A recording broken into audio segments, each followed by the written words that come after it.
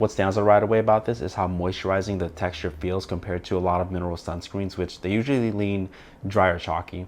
A few other things that you should know is that this uses non-nano zinc oxide along with grass-fed tallow. So the consistency, it's more cream based and feels richer. The jar itself, it's small. You can keep it pretty much anywhere. And I think this formula feels more focused on everyday wear instead of that stiff, heavy sunscreen that some mineral products have. I've also noticed that there's no added fragrance to it, which makes the scent come across much more neutral and ingredient driven instead of perfume. What you might be wondering is whether the tallow makes the feel greasy or overly heavy on the skin. The short version is that it feels thicker than a lightweight gel sunscreen, but the zinc oxide and cream texture spread more evenly. It feels really nice. And then once you warm it up in your hands, it's really smooth.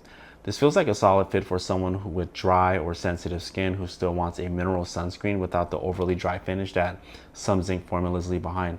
I can also see this working well for people trying to avoid chemical sunscreen filters or heavily fragrant skincare products. The SPF 50 coverage make it feel more focused on straightforward daily protection instead of cosmetic skincare trends.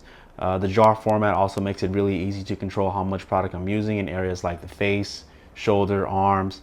Using it feels more like applying a thicker moisturizer than a watery sunscreen spray. And the richer consistency makes it easier to see where the product has already been applied to. Overall, this comes across as a calm, everyday mineral sunscreen option that leans more toward comfort and moisture support during regular use.